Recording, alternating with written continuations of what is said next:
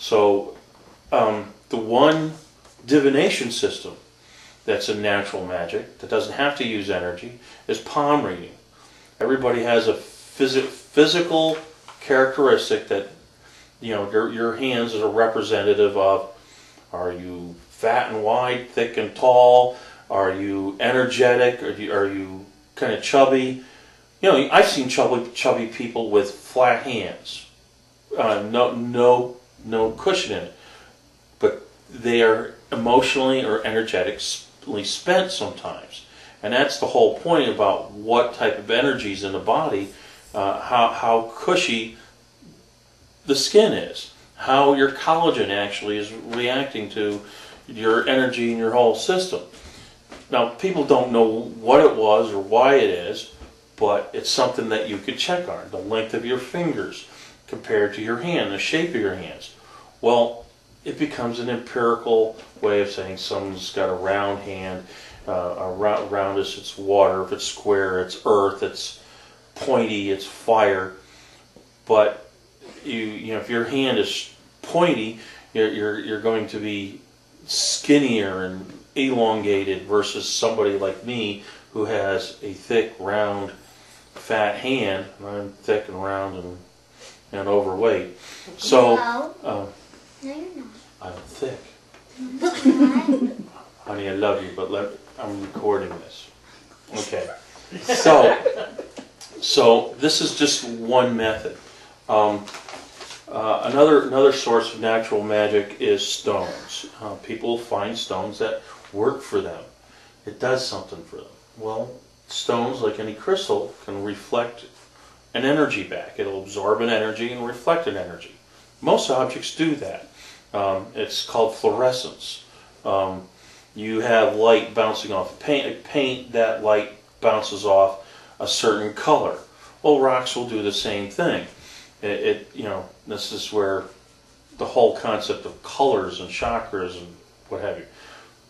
The whole idea of colors and chakras and stuff like that is also New Age concepts. It's also assigning a whole perception of what your energy is supposed to be like. Well, if you're sitting in the mountains and you can balance your energy and hold your chakras in a rainbow, great. Most of us don't have that luxury, and we have to have personalities that will interact with the world, otherwise we don't. And but it's a question of how do we balance the energy we have. Those are further classes down the road. So you pick up a stone and it just starts vibrating. Now you're going to have energy, and it feels like a vibrant, like a heat, like an electrical pulse. Sometimes it'll feel like something bites you.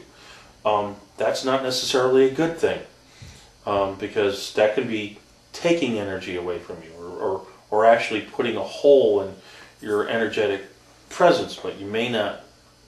We're not even talking about that. But stones can have a feeling, a sense of something, but it's up to the individual to kind of guess what they are. Now, different folkways will attribute different characteristics for different stones. You know, Hindus will look at a quartzite type of stone called a Sivalinga that's green and red to have a spiritual property. Tiger eyes for protection. Hematite, well, they'll call it for a healing stone. The thing is, it also will drain energy. People don't know it, but some people who are overwhelmed with the emotional stuff that's going around them, they wear a hematite. It drains off that extra energy that's fluff around them, so they'll feel calmer and it'll help them heal. They wear it too much longer, and then it'll actually take the energy, their core energy, away and make them sick. But people generally have a sense like, well, I feel better and I'm not into wearing this today. They'll set it down. Well, this is natural magic. It's going with how you feel, stuff you take for granted. It's like, I don't need to wear this today. I'll wear something else. Well, that is a natural magic. People who rock, I have this stone and I must wear it all the time because it did X and X, and I must wear it more because I don't feel it anymore. Well, that's when you're not listening to yourself. And the first thing about magic is listening to your body and yourself, and even cunning craft, you have to use your brain.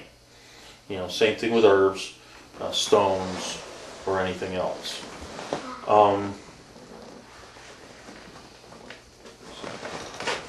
There's I'm getting very tired. okay, good, sweetie. Astrology. Astrology. There's an empirical process to it. There's one thing that comes from the planets, which is radio frequencies, and it can impinge upon us and impinge upon the weather. What people don't realize is the same radio frequencies also come from tectonic plate movements, thermal inversions in water, water and streams, even from the sun. The moon generates even some energy because it actually creates tidal flow in the Earth's crust, tidal flow in lakes and oceans. So there's going to be a compression and decompression of long wave, low frequency, long wave radio frequencies, and it will impinge on people. Marshes. Why do people use poultices? The same thing about herbs. They put vinegar and a bunch of herbs, and they'll make a poultice on it, and they'll lay it on a particular part of the body.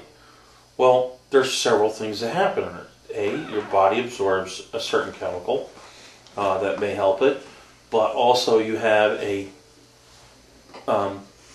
the material starts breaking down, and you get triphosphate interactions. In other words, as things rot, they actually release radio frequency waves, small, undetectable, but it is electromagnetic phenomenon, and you get that, and you get a burst electromagnetic phenomenon with methane. You'll get a burning light in the middle of a swamp, and swamp gas. Now, how does swamp gas get ignited? There you go. You get a pocket of vegetation matter that just like bloop gas, and next thing you know, you get an oxygen. Some part of the water gets oxygenated, and that microbe breaks the stuff down. Boop. Besides a little compression air, little things like that. So, but it's going back to radio waves and how they affect us, and how it affects the environment. I should be going upstairs because we're going on the diabetes walk. Have a good one, sweetie. Okay. Bye-bye. Bye, Mr. Bear. So we'll also have how energy affects the environment. I described marshes, trees, the bending of them, compression of water, lakes, oceans, rivers. Fires will generate, besides heat, other electromagnetic phenomenon. The sun.